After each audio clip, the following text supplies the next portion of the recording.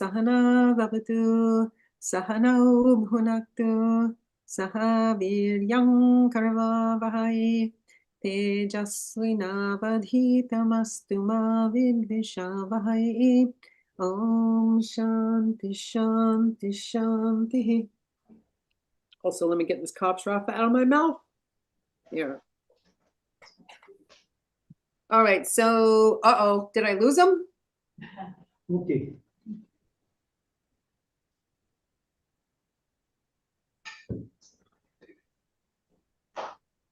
Well, I'm just going to talk unless someone tells me to stop. Can you hear me? Yes. Yeah, I think we all can hear Yes, you. we can hear you. All right. It's okay. It's okay. Yeah, yeah. Somebody disconnected this headset. Okay, so I'll start. That seems to me like there's just a little bit of confusion. So my talk this morning is actually a talk that I've been working on because I have to go next week, well, the week after next, to the Sillamar conference in California. And so then also Swami Sarvadevananda put me to work when I wanted to avoid that later on in my stay in California. I was hoping he would forget about it and that I would actually have some kind of vacation, but no. So I have a lot of talks, so I'm doubling up talks, the same talk, a lot of places. And the talk that I have to give there, that you're serving as the guinea pigs for, is, well, it's called Vedanta 101, but I don't actually like that title. And it really is a basic, going back to the basic Vedanta talk. The reason I don't like the title Vedanta 101 is, for one, there's only Vedanta 101. That there's not Vedanta 102. There's only one. And one of the most critical things for anyone practicing Vedanta in any kind of mode, whether you call yourself a jnani or whether you call yourself a devotional practice, is to have an open mind, a beginner mind.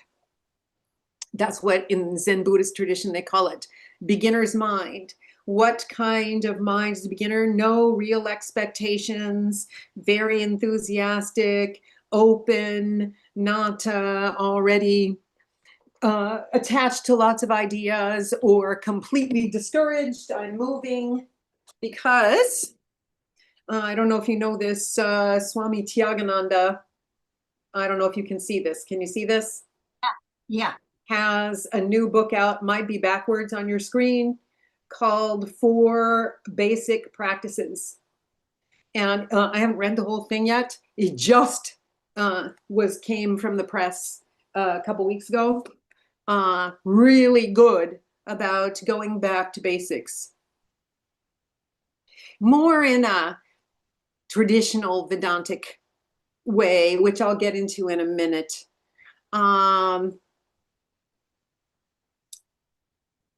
So to get the basics of Vedanta in an academic way, you can find that online. That I know for a fact Swami Sarvapriyananda has a really good talk on Vedanta basics, and I'm sure just about every speaker does. So I'm not going to speak from a philosophical standpoint here. What I'm going to speak of from, the point I'm going to speak from as a point, as a practitioner and for practitioners, more than anything else. No matter where, if you consider yourself, if you've been practicing just a little bit, or if you've been practicing for a long time, it never hurts to think about these things. Part of what I'm going to say is gleaned from my 2 classes. So I have 2 Zoom classes. Well, Ridgely has 2 Zoom classes. One of them is the Wednesday Zoom class is about the world of the Divine Mother. But the Sunday Zoom class is called Ask the Sisters. You might be familiar with it. The sisters who live in the West on Sunday afternoons get onto Zoom. There's usually 7 or 8 of us. And people email me questions. The sisters have no clue what those questions are in advance. And they're answering them in a very spontaneous manner without knowing who asked them. So we know, we have over the years, we've started it during the pandemic. Over the years, we kind of know the different kinds of questions people ask that are important to them. Also, here at the retreat, Vivekananda retreat, our classes are pretty informal.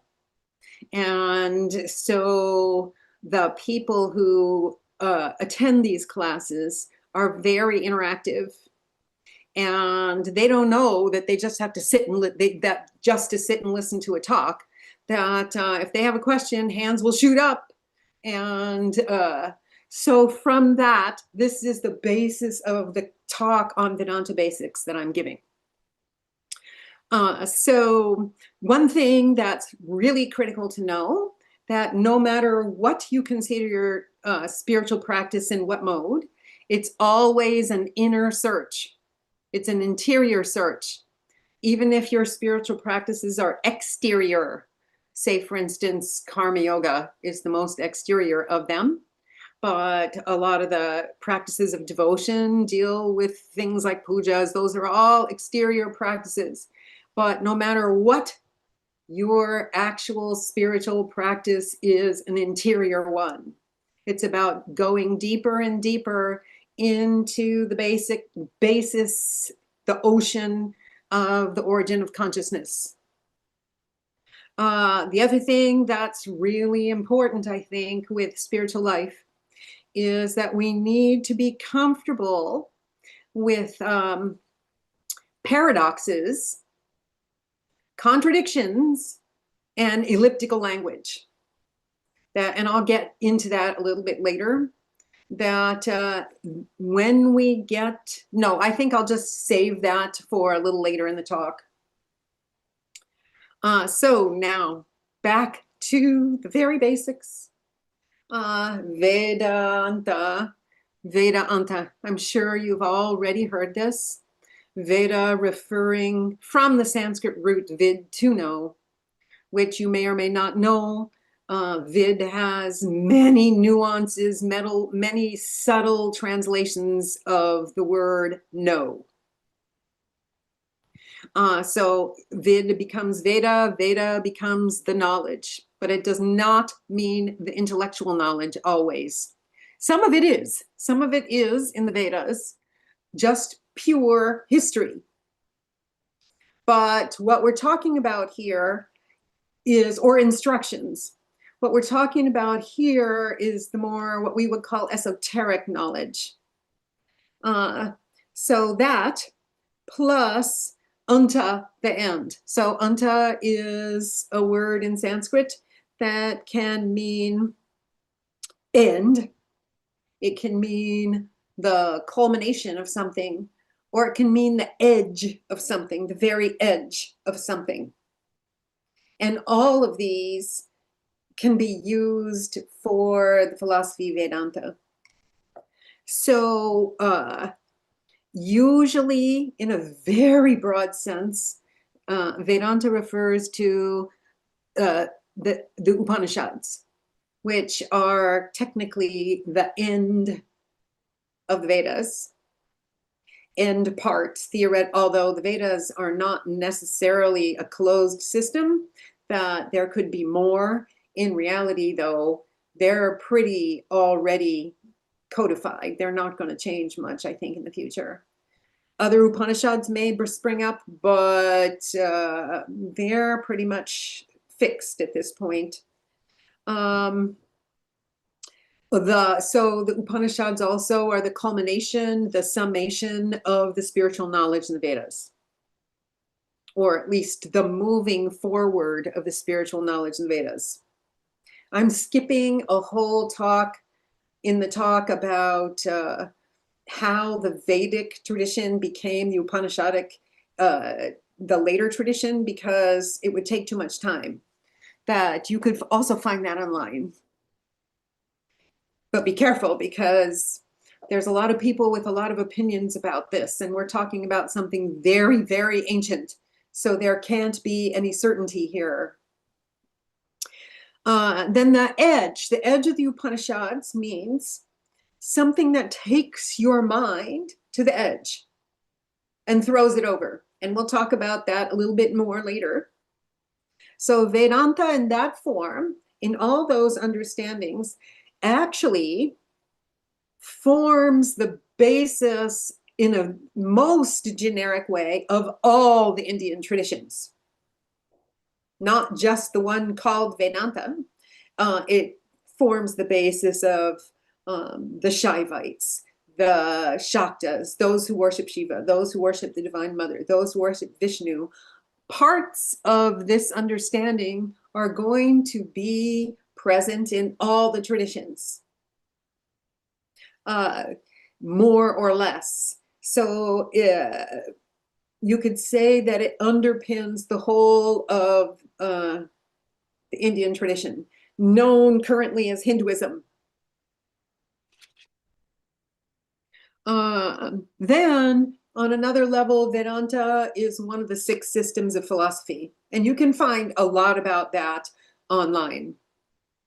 Like Nyaya, like yoga, like the Vaisheshika school, Mimamsa. The Vedanta is one of those systems of philosophical categories. But even if we place this word Vedanta as a member of the 6 systems, even then, it's a hugely generic category. And I don't know that people are all aware, maybe not aware of this, that there are many forms and there are many schools that in turn have given rise to many more schools. So say, for instance, there are the non-dual schools, the Advaitic schools of Vedanta, Advaita Vedanta, which sometimes Vedanta is taken to mean that, non-dual Advaita Vedanta of, say, for instance, Shankara. But it can also refer to the completely dual schools. So you get on one side, way over on one side, you get the Ajatavada of Gaudapada, which is an Advaitic school that in Western philosophy would be called subjective idealism. There is nothing except the world within the mind. That's it. The mind gave rise to everything. And on the way over on the other side, you will get the extreme dualistic view of Madhva. There are 2 realities. There is God and there are the world, and never the twain really shall meet. Almost bearing a really interesting resemblance to Calvinist Protestant Christianity.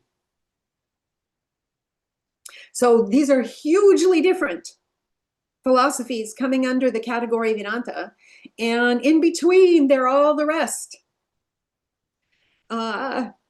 So in the non-dualistic Vedanta, the Advaita Vedanta, of course, Shankara is probably the best well-known.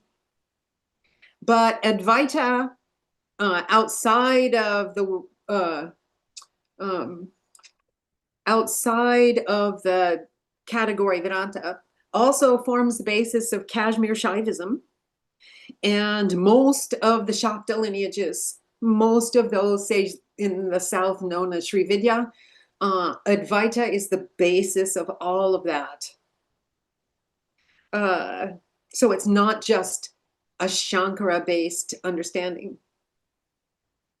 Common famous teachers right now or in the past, near past of Advaita have been, aside from the Ramakrishna Mission, Ramana Maharshi, Nisargadatta, Swami Dayananda Saraswati, who has his own ashram in Pennsylvania, actually. He passed away, but his followers, the people who came after him, still have. Then there's what we know as Vishishta Advaita. So qualified non-dualism also comes under the name Vedanta. Best known philosopher associated with that is Ramanuja, the South Indian, who lived later than Shankara, but is still several hundred years ago. Many current Vaishnava and Shaiva sects, so those who worship Vishnu, those who worship Shiva, are Vishishta Advaitins. And so I'm not going to get into exactly the different philosophies like this because it would take the whole time up. And we'd get stuck on one. In South India, the Alwars and the Nayanars and the Shaktas are famously Vishishta Advaitins, most of them. And then the dualists that come under the description Vedanta, Madhvites, theoretically, ISKCON, the International Society for Krishna Consciousness, also known as the Hare Krishnas, follow in the Gaudiya Vaishnava tradition of Sri Chaitanya, but actually, and call themselves Madhva followers, but in actuality, they are not exactly totally dualists. So there are still, and then under that again, we could use the moniker Neo-Vedanta. And this means Vedanta that has been modified slightly from its original understanding, which of course Ramakrishna is probably the genesis of that, and Swami Vivekananda is the, you could say, the father of Neo-Vedanta. That the idea of a synthesis of four yogas, seva, worshiping God in humanity, these kinds of things are not classic Vedanta, but after him, almost every spiritual organization has followed that pattern. So Shivananda Yoga, meaning Rishikesh Swami Shivananda, Chinmayananda Mission, Amritananda Mayima, Puruna Mayima, any of these, Sai Baba, any of these famous teachers are following a Neo-Vedanta kind of a path, or speaking of one. So there's so many. Essentially, the idea here is that there's a path for every person, as Sri Ramakrishna said, yatamat tatopat. So for every, let's just say, it got translated into English as for every person, there is a path.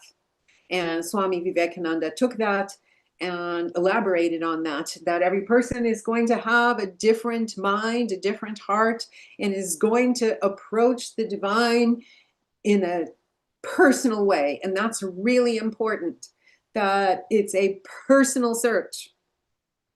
It's not a search in some kind of established mold. It's a personal search.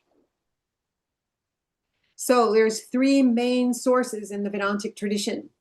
You could cut this pie many ways, but I'm going to cut it in this particular way.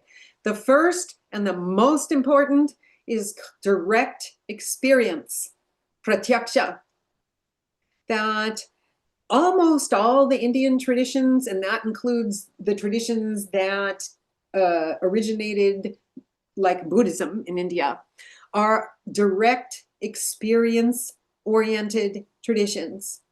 And what that means is spiritual life does not go by faith only, does not go by belief only, but that each individual has the possibility of directly experience the one reality, directly experiencing the one reality.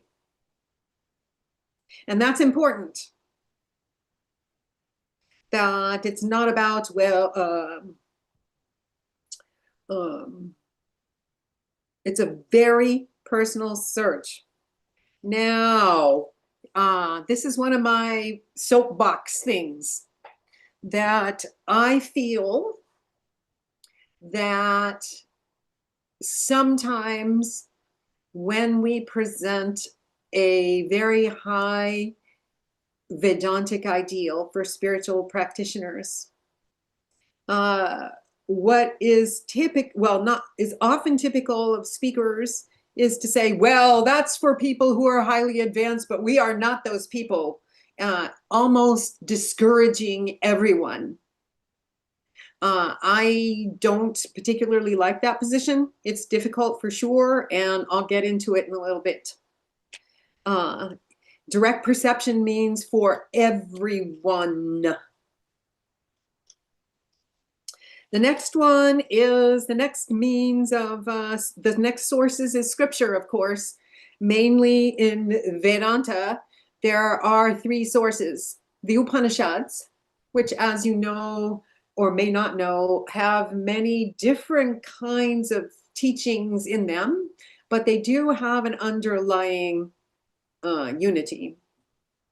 The Bhagavad Gita, which is a synthesis of the Upanishads, and the Brahma Sutras, which are a little difficult, that taking sutras, as you probably know, are small phrases, sutra meaning thread, that is the same word that became suture in English. So the small little phrases where every extraneous, every unnecessary word has been booted out. And so it takes a commentator, a teacher, or a fair amount of knowledge to unlock these sutras sometimes. And the Brahma Sutras possibly are one of the most abstruse. So in actuality, more Upanishads and Bhagavad Gita are the focus than anything. If a commentator such as Shankara or Ramanuja want to establish themselves as a teacher or a philosopher of Vedanta, they need to comment on all three of these. They need to have commented on the Upanishads, possibly the major Upanishads, not just one or two, the Bhagavad Gita, and the Brahma Sutras. So that's scripture. Now let's get into a little bit about scripture. First of all, as spiritual aspirants, we need to understand that what Sri Ramakrishna said when he said, all language is defiled. It's all uchishta. It means defiled. Uchishta means something that actually has been previously eaten and put back down on a plate. But why is that? The Upanishads will also say this. The Kena Upanishad definitely says this, that from which language turns back vanquished. Why is this? We'll get into it a little bit, but reality, as the Upanishads and the Vedanta said, is one reality. One without a second. Advaita. There's only one. Now here, I'm not going to get into classic Advaita Vedanta, but I will say that if there's only one, it forms that is beyond all conceptualizing, which is the other thing that the Upanishads say, that language cannot go there. Conceptualizing cannot go there. Thought cannot go there. So intellectualizing about this is not going to somehow, we won't be able to intellectualize our way or think our way into that direct perception, right? That we cannot. We use language, but it will not take us there.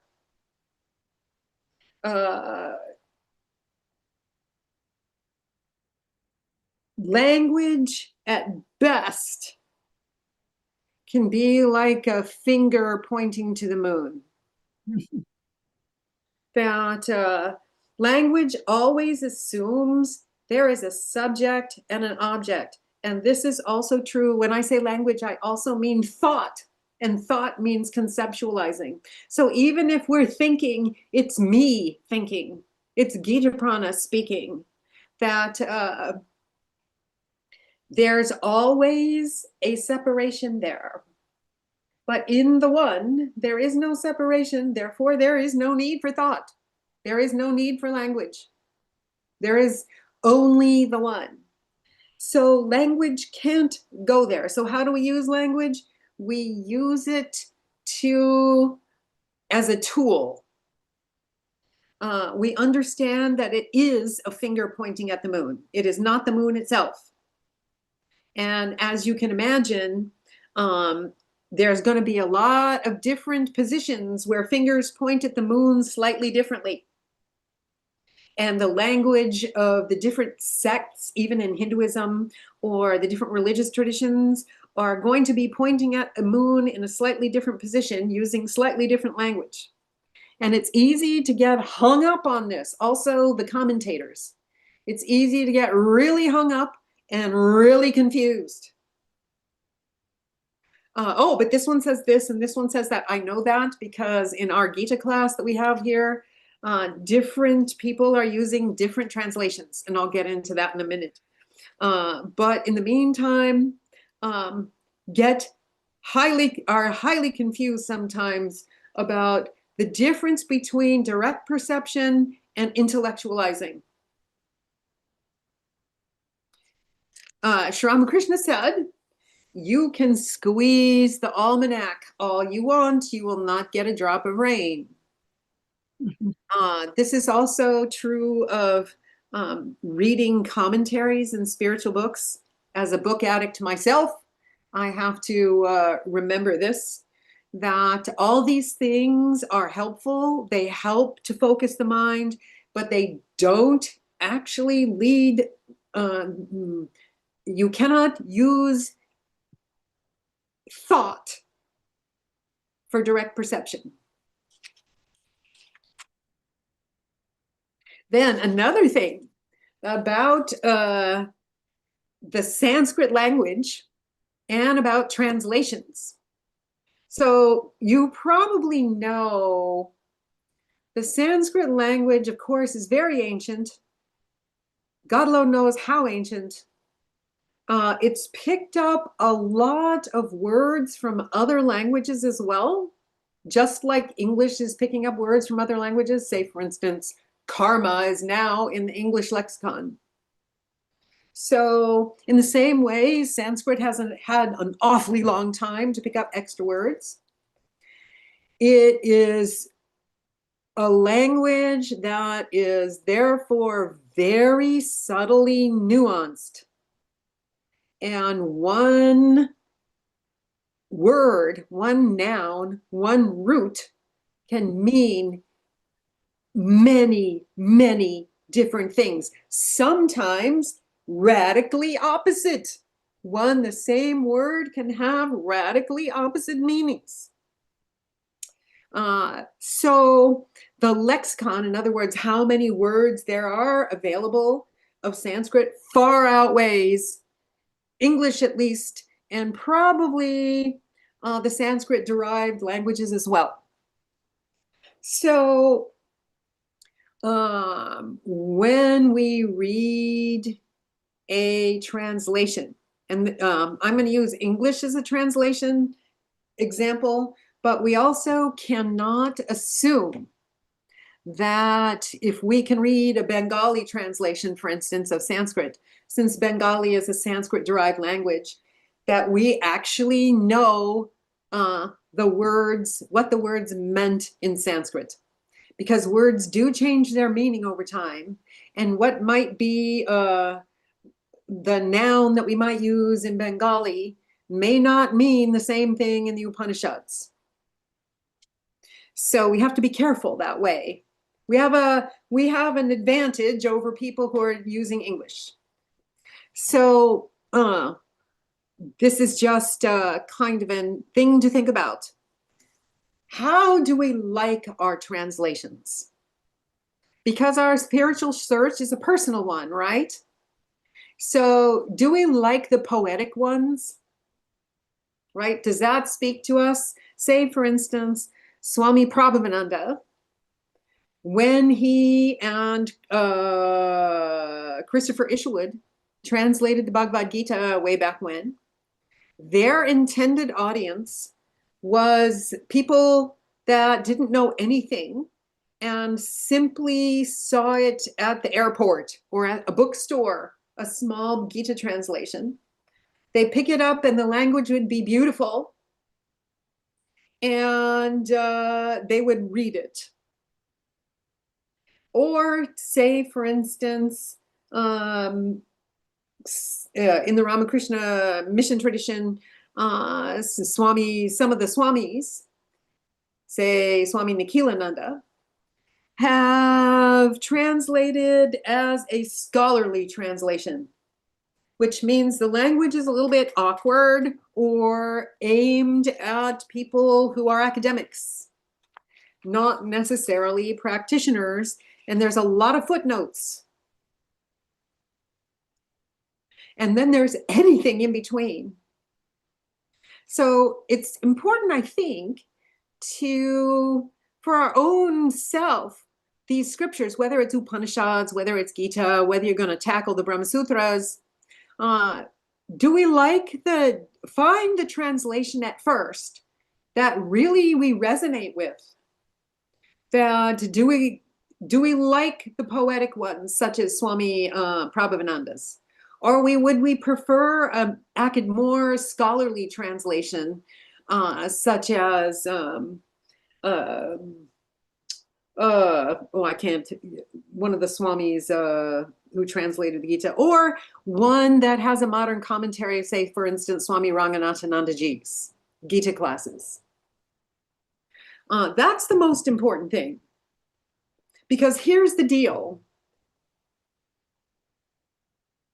We need to actually digest these scriptures, not just be able to repeat them like a parrot.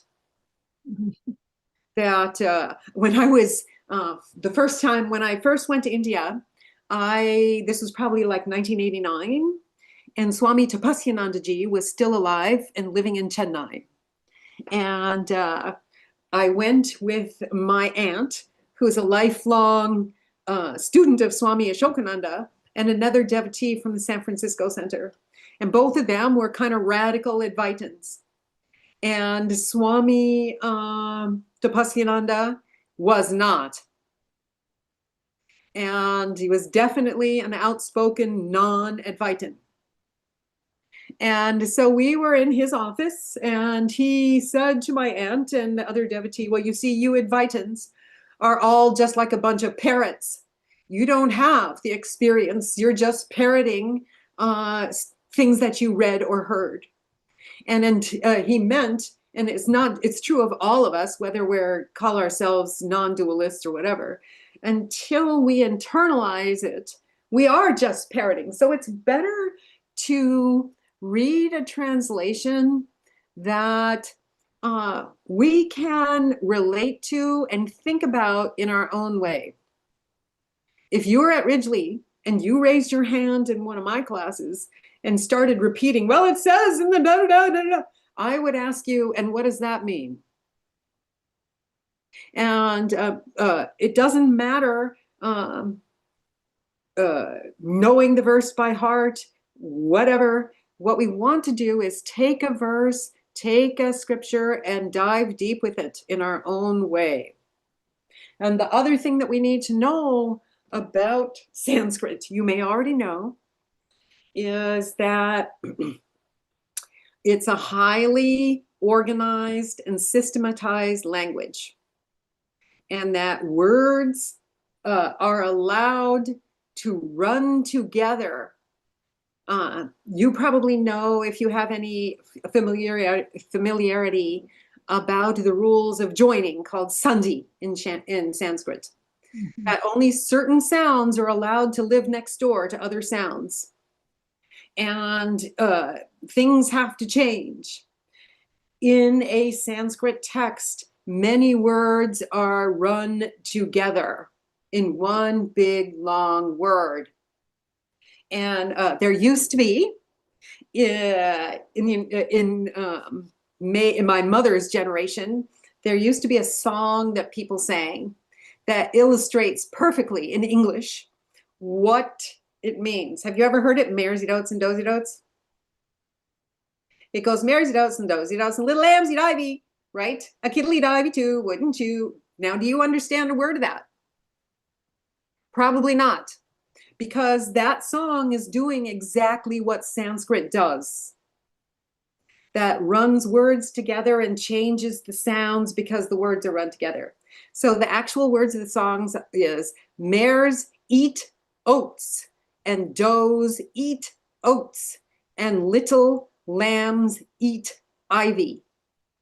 There's more to the song. But anyway, this is in Sanskrit, how the different commentators can take a text like the Bhagavad Gita and insist that it's talking about their brand of philosophy. And they would not be wrong. They're not making this up. It's a big subject to tackle. So it's very easy to get confused when it's best to read the text first for yourself. And then once, if you have any interest in the commentaries at all, there's a very senior Swami at Bellarmine who once told another of the sisters and I when we were visiting, pointing out he felt that, well, you know, Shankara's commentary on the Upanishads is more about Shankara than it is about the Upanishads. And that actually would be the case for all the commentators. I could give a whole talk on how you have to be careful with this, but we're going to move on. Pick the text you love. Pick the Upanishad you love. Pick the translation of the Gita you love. There are so many Gita translations, and they're getting to be more and more Upanishad translations as well. Swami, again, just recently, the sisters were trying to answer a question from the Bhagavad Gita. I opened to find out what the whole quote was, Swami Prabhavananda's Gita, and not a single word was literally translated in that verse by him, but the meaning was perfect. So don't worry about it. All right, 3 Vedantic concepts, and everything else stems from them. If you were here, I would ask you, what are they? And I did ask my own class, and they couldn't get the first one, which I found amazing. The first one is Brahman, the very basis and foundation of everything. Only one reality underlying everything. Call it truth, call it consciousness, unchanging, undivided, beyond all ordinary perception, including thought, but is the basis for our very own consciousness. So the Upanishad says, it shining, everything shines. And we have to remember here, and here's another thing, we are using language, and we're talking about Brahman, this noun given for that infinite reality that is never the object, is always the subject. And yet we're talking about Brahman as if there was an it, and it was as if there was an object here. Or maybe even using the word he. It is never an object. And we have to be careful. It's never an it. It is the very basis for our very awareness. So another word often used for it is Sat Chit Ananda. It is existence itself. It is awareness, consciousness itself. It is bliss itself. It is not a product of any of those or a combination or made up of those. So we have to be careful when we juggle these Vedanta concepts, that we understand that in actuality, the fact that we're even aware is on the basis of that known as Brahman, that one infinite undivided consciousness. The Upanishads deal with this a lot. And the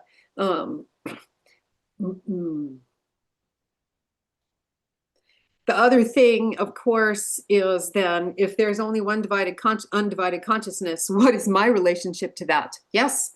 So we have this word Atman, sometimes used with the word Jiva and becomes Jivatman, the living self.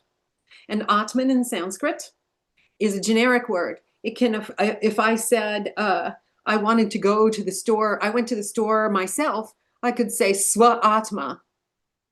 But it's never only a term that refers to what is translated as big S self. So Atman, what is my relationship? I am that one.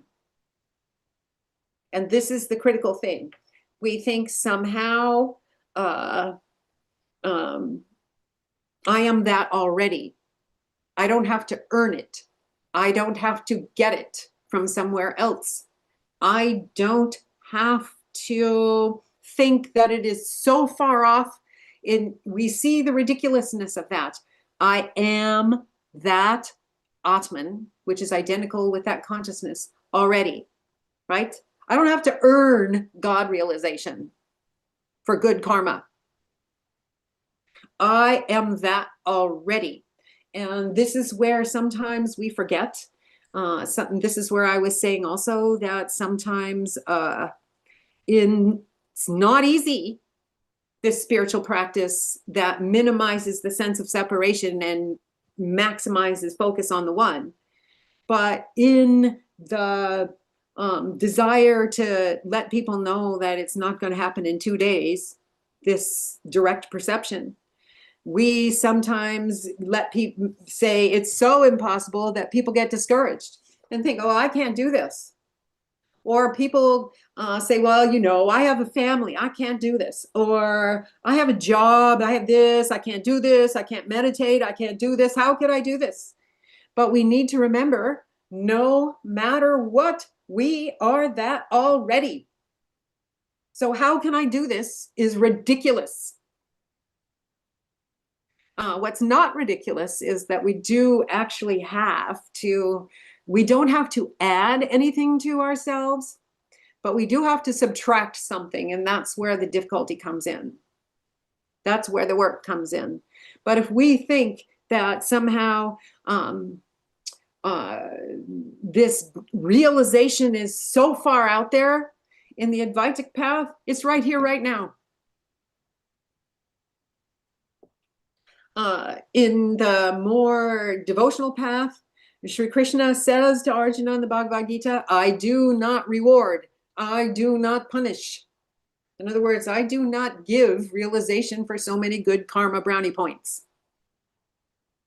That even then, thou art that. Tat tvamasi. That's one of the great sayings of the Upanishads. Thou art that, O Shvetaketu. And no matter what we think about our spiritual life, that is the basis. So Atman refers to that same Brahman associated in some way or another, and the philosophies will not agree on how, with the individual self. I am that. There was Swami Bhaskarnanda, who just in the last few years stepped down as the head of the Seattle Center, told about him giving a talk about the Atman, and a small boy heard it and went up to him and said, well, what's this Atman? Like it's Superman or Batman. And the kid wanted to know, what is this Atman? And it's not a bad way of thinking. This Atman, which is within. There's also another kid. This is a little off topic, but one daughter of a well-known Buddhist mindfulness teacher, he was saying, in the sense of the inner self, that inner divine self, which in Buddhism they wouldn't say divine. But anyway, he said his 4-year-old daughter came up to him and said, "Daddy, is there a person inside our dog?" So yes, there is. That's something to think about. And then the third Vedantic term, of course, is, can you guess? Maya. Originally, the word Maya in the Vedic times simply meant magic. But it has acquired many, many usages. And different schools of Hinduism, different schools of Vedanta are going to use this term differently. So there could be many, many talks just on the word Maya. Maya is the term when we say, well, if I'm the one, why don't I experience it?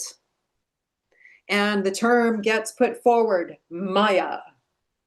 We are lost in Maya. We are as asleep. Maya is inscrutable. No matter what way you want to try and describe it, it is not intelligible. We will never figure it out, just like we will never figure out the product of Maya known as karma. We will never figure that out. So I skipped the last source. I suddenly realized just now, and I'm running out of time. I skipped the last source. The last source is Testimony of the Wise. And so what does that mean? Of course, it means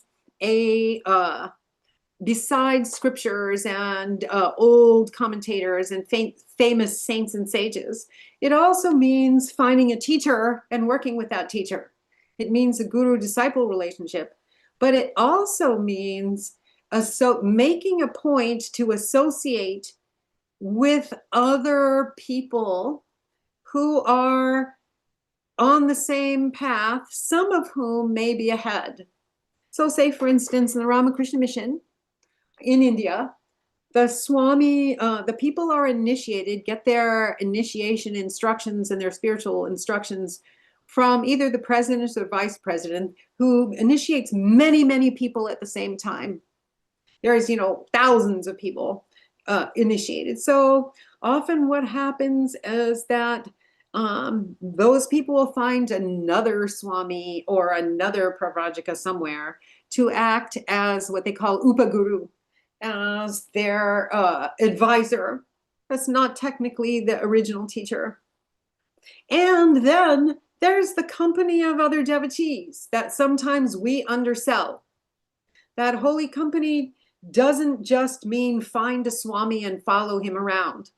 That we have to be careful to not undercut the fact that it's really difficult in this day and age to find like-minded people who have been practicing for a long time.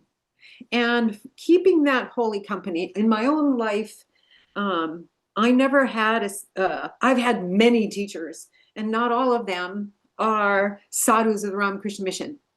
Some of them are, say, for instance, devotees of both the Northern and Southern California centers.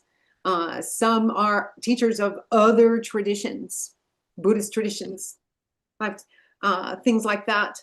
So keeping holy company is really important. You can do a little bit of that online, but there is a transmission of mind to mind and heart to heart that doesn't happen over the internet.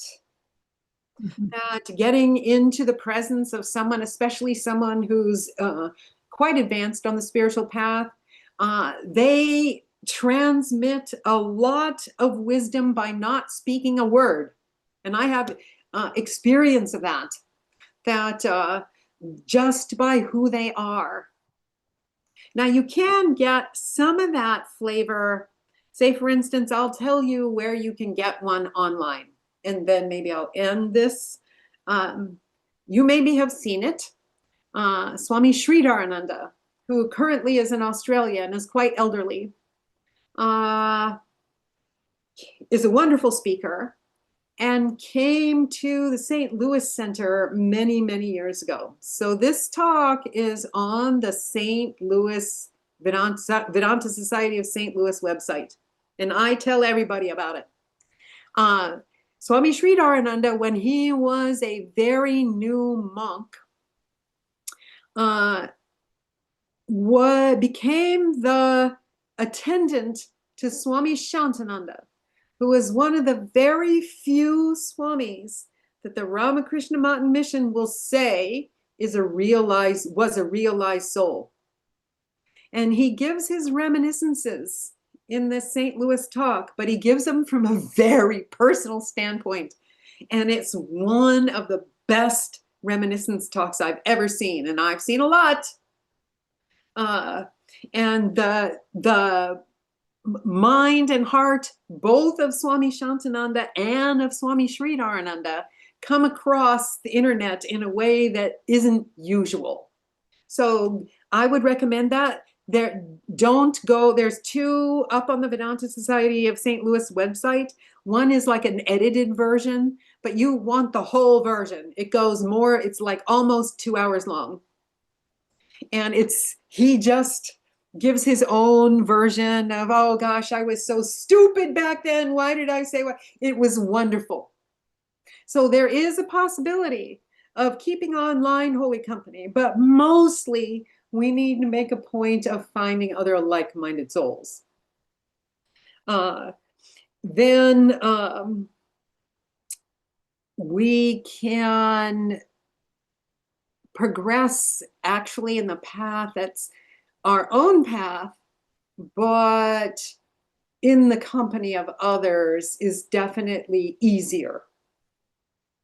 And I realize a lot of people don't have access, in which case online is good. And once in a while managing to go someplace or having a speaker or a person come in. I know in Atlanta is a little bit difficult right now, but hopefully that will change in the future. I keep hassling the swamis. Send somebody to Atlanta. Why don't you do it? But the truth of the matter is they're in trouble for their other centers as well. And this is what the big holdup is. But don't say that there aren't people in the background trying to get them to post somebody to the Atlanta Center. The problem, they've diversified too far into the United States. And so they used up a lot of their monastics and householder devotees at other centers. And now they're committed. But we'll see. We will not stop trying because I feel it's worth it. And so this is a little bit of things to think about when you're in one spiritual practice more than an actual philosophical talk, as you saw. You can find that anywhere. I'm sure you've heard it a million times.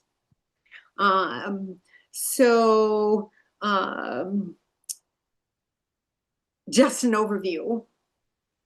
I don't know if you're going to do Q&A or what, or if I should just close. Let me know. We do Q&A. So, Gitaprana ji, thank you so much for wonderful talk. There are several people in the shrine I can see. So yes, we definitely do Q&A and. Yeah, I have a little time. I'm going to run out of time fairly soon, but a little time is good.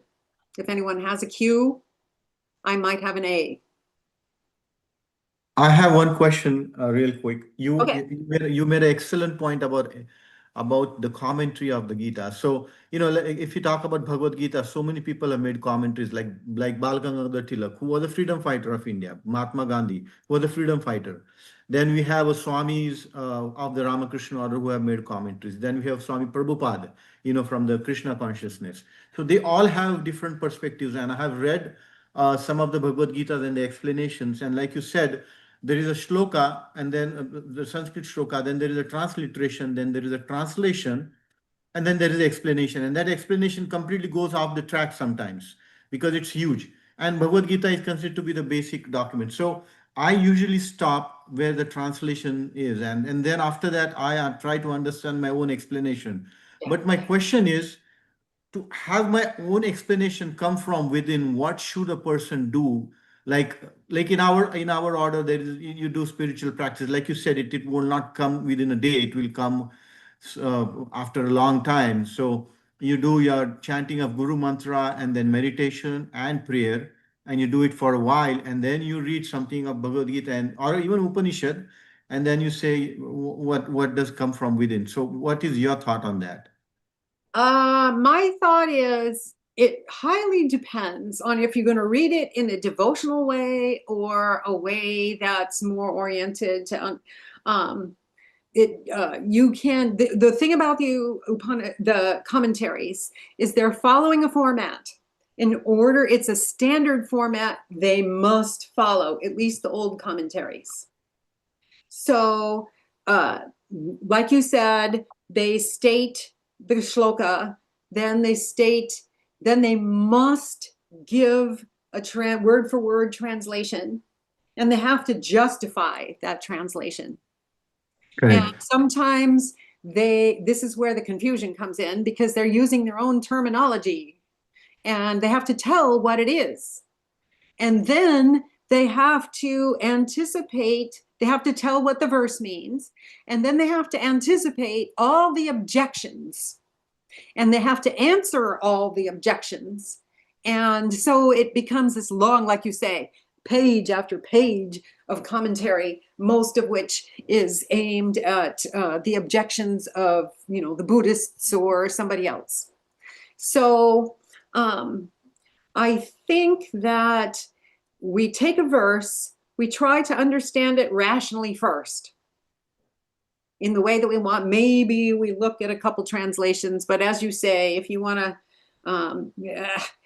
if it's too, if we're more attracted to a non-dual kind of path, like an Advaita path, then don't get out Srila Prabhupada's Gita at the beginning. Yeah. If we're more attracted to the path of, say, a personal God, then say Ramanuja, or you could get Srila Prabhupada out, or any of these kind of in-between Gitas. So trying to understand it for our own self, because the Gita in particular is pretty straightforward. That unlike the Upanishads, which often do require a lot of extra understanding, the Gita, for the most part, is pretty straightforward. Although I will say, the verses do have many layers of meaning. And so there's like a superficial meaning, the story meaning, there's a story, the allegory of the mind, and then there's a deeper layer.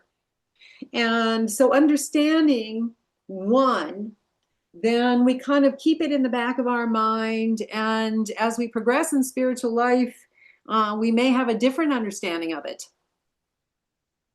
That the deeper understandings are not going to be the process of any rational thought.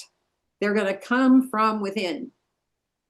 And so as we practice, as you said, all our sadhanas and these kinds of things, a deeper understanding of these scriptures will kind of automatically, because that kind of understanding doesn't happen with words or with thoughts, but it comes into our mind and we interpret it with words. It's almost impossible to describe. We might say, oh, I get it. But we wouldn't have put it together. It would have just, say, for instance, suddenly in the depths of our meditation arisen from some place that we can't even put our finger on. So that's the deeper understanding. So we just go with the one that we have, not trying to force ourselves into one of these esoteric commentarial traditions unless we want to. Thank you. Shamaji, do you want to go ahead? And there is Yes. there are two questions. Good morning and good afternoon, Gitaprana. You really were an excellent presenter. I like it. And I do have a couple of questions. Number one, you did mention about the Upanishad, Bhagavad Gita, and Brahma Sutra.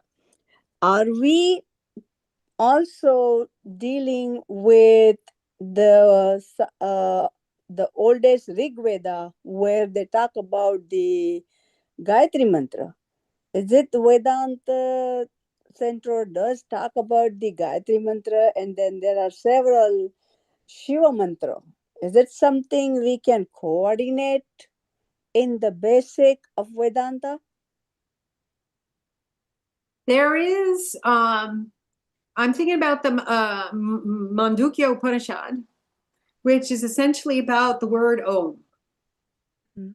And I think that, well, I do know that even if the most severe Advaitic tradition leaves out the Gayatri Mantra, that almost every Vedantic tradition puts it back in.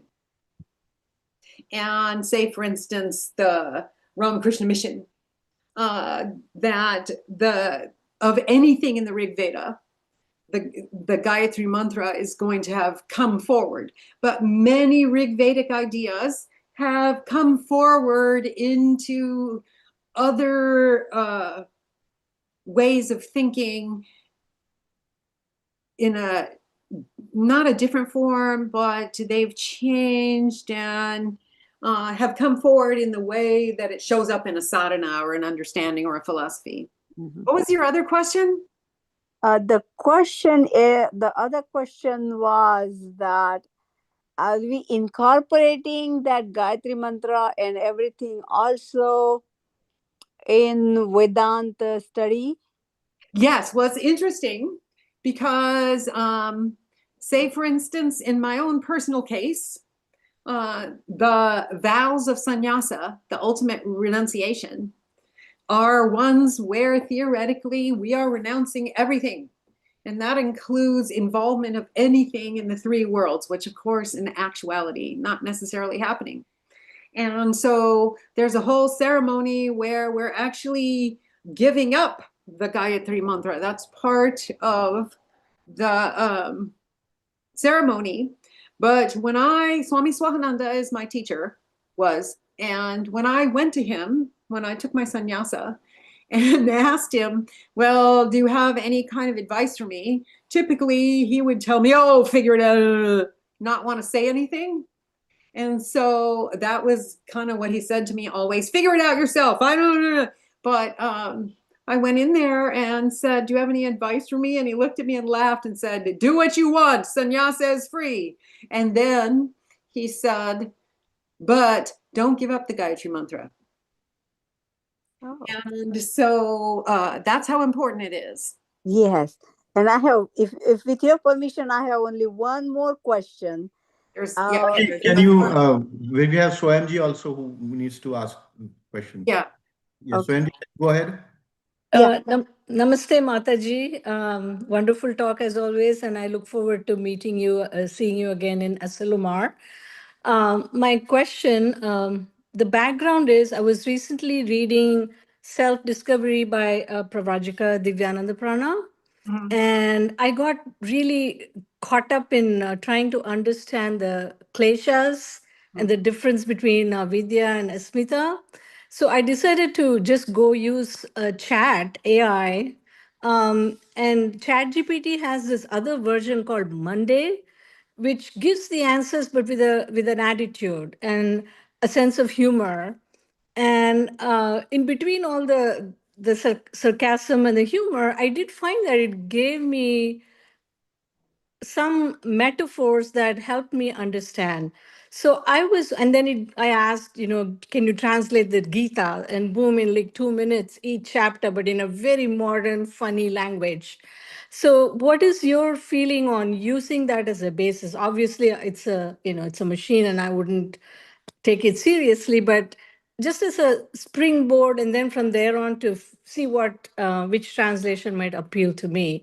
For example, it said that the most sold copies are Prabhupada's, and the number 2 was Eknath Ishwaran's translation. And then it did mention Swami Prabhavananda's.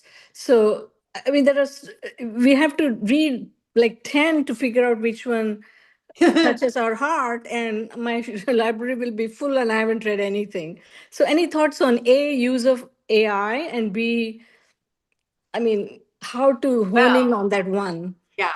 So AI cannot take as you know, AI cannot take the place of someone who translates a Gita that comes from a place of realization or near realization.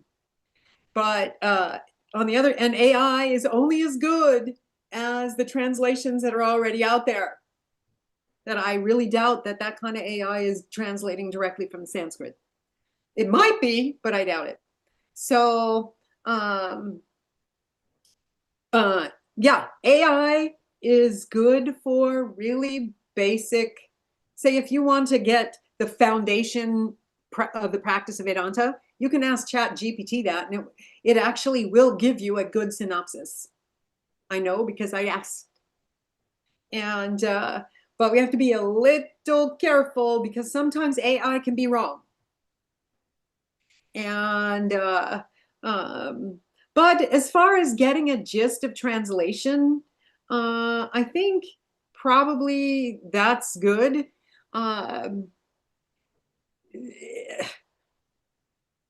It's always good to find a translation that's neutral, and that's hard. So Eknath Ishwaran's is pretty much neutral. And a lot of the different that's why there's like, 600 translations of the Gita. So, ISKCON's, Srila Prabhupada's is not neutral. Shankara's commentary is not. But find the one you like. It's the Gita isn't all that different depending on which translation you're reading. And if you like the devotional ones, then go for it. If you like the more Advaitic philosophical ones, then go for that. Shankaracharya is one. Shankaracharya is one. Thank you. Yeah, like Shankaracharya's. The Swami Medananda, I don't know if you know him. Swami Medananda just gave a very interesting talk last Sunday in Santa Barbara about AI. I don't know if you saw it. It's a subject that keeps on coming up. I did. It was quite good and a little bit unnerving too. I was like, oh boy, I didn't know that. But the sisters also have been talking about AI a lot lately too. So a little bit of carefulness needs to be exercised, but in a basic Gita translation, I don't think is a problem.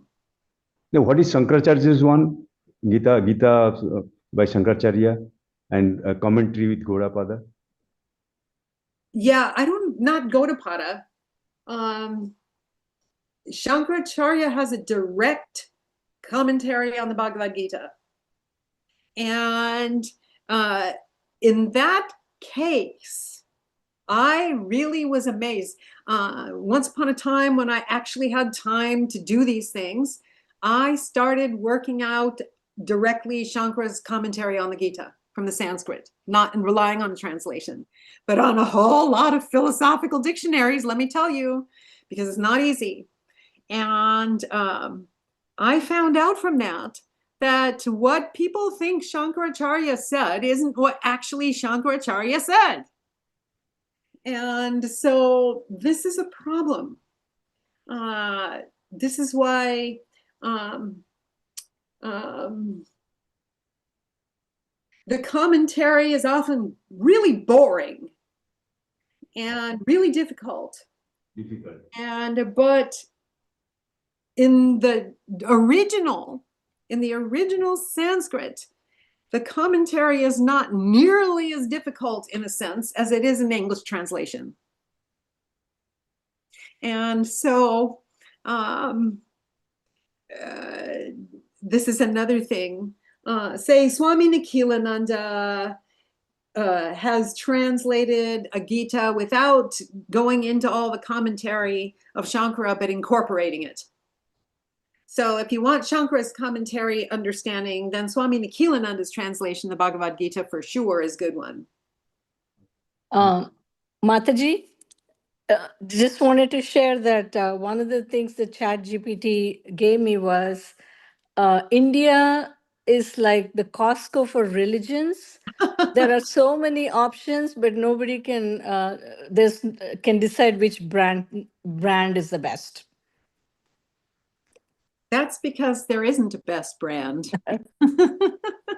But the problem with that is another Vedantic problem. So consequently, people keep trying brand after brand after brand after brand. But in order to dive deep in any spiritual tradition, you have to settle on one brand, at least for a while. Sri Ramakrishna says you have to, if you want to dig a well, you have to dig a long time in one place. You can't just be digging for a few inches and then throwing the shovel down and finding someplace else. So this kind of, Westerners do this a lot.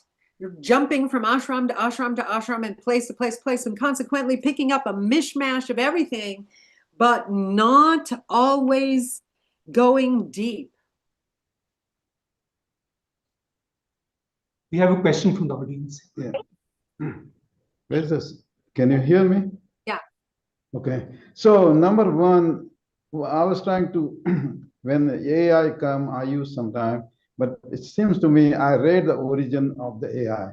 It seems to AI really is spring from the Google translation. So who puts all the in the AI? It's all multiple minds into it. Yeah. So that's the reason you have so much different variations, and you have to just select what you like. Now, when you were talking about understanding abstract of the Vedanta, and I just took one concept like Tattvam Asi, to me, it's really interesting. But when you say remove language, remove your emotion, remove your intelligence, and try to understand, I said, how do I understand? Then of course, we are human beings. We still think about consciously, intellectually. I said, I can think only way to understand for me is like, okay, you take a food, it tastes good, you eat it, and then what happens at the end? We remove just the only essence absorbed in your body, and that's what seems to me that the way to understand is you just repeat that several times, same concept, try to understand, and seems to ultimately, if you can get that absorbed into your system, and if you able to apply in your life, I think that's what seems to be the essentially understanding of any concept you take from the Gita or any scriptures. Sometimes we have to go around it in elliptically. In other words, okay, so here's an example. Almost all the Vedantic traditions will say we are asleep. Yeah. We are asleep to the reality. And the reality is not as it appears.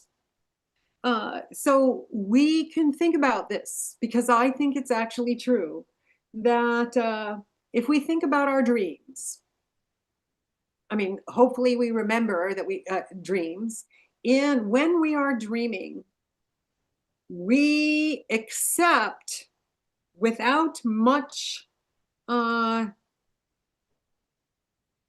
critical thinking what goes on in a dream. So in a dream, anything can happen. You could be driving in a car And that car could turn into a motorcycle, and then that could turn into a train, and you don't even think twice about it in the dream, usually, right? A person can morph 5 times into different people. You can fly, you can do all kinds of things, and you never think of inside the dream. We accept what's happening, and then we wake up and we say, well, I had a dream and I was on a bike and then I was in a car, and then but in the dream we don't say, hey, wait a minute, this isn't supposed. Ordinarily we don't say, hey, wait a minute, this shouldn't be happening. We are just accepting the terms of the dream, and we're dreaming that dream, right? We're not saying, wait a minute, I'm not supposed to be on a bike now because I was in a car before, and how could that possibly happen?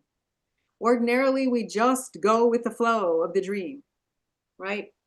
Okay, so we can think about that and then understand that in this waking state that we all share, that Shankaracharya calls the Vyavahara world, we are doing the exact same thing. We are accepting the terms of this Vyavahara world without question. That time flows forward, that there are separate beings, that there is subject and object, that there is space. And even modern physics is getting to the point where they understand time and space are illusion. So thinking like that is the only way. Then eventually our mind starts getting caught up, and understanding exceeds our ability to put words to it. And that's where real spiritual understanding happens. That sometimes we have to use things to send our mind right over the edge of comprehension. Like a Zen koan, like a koan in Zen Buddhism that seems like doesn't make any sense. Something so mind-blowing that your mind can't go there, and causes one to accept that there is a maybe pushes one's mind into a reality farther than the structure of words limits. All right, so I think I have to go now. I should close with the chant. It was wonderful. Yes, please. Wonderful to talk to you again. I keep trying to work out a way of getting to Atlanta on my way to somewhere else. But it's real difficult for me to leave the retreat here. And maybe in the wintertime when it's easier, when we don't have a whole lot of stuff going on here. Certainly. Thank you. We completely understand. All right, let me chant. Okay. You can chant too. Om Purnamada Purnamidam Purnam Purnamudachyate Purnasya Purnamadaya Purnameva Vashishyate. Om Shanti Shanti Shanti. Hari Om Tat Sat. Shri Ramakrishna Arpanamastu. Thank you. Jaima, thank you. Thank you for the questions. I love answering questions if I can. Thank you. Thank you so much for taking time out and being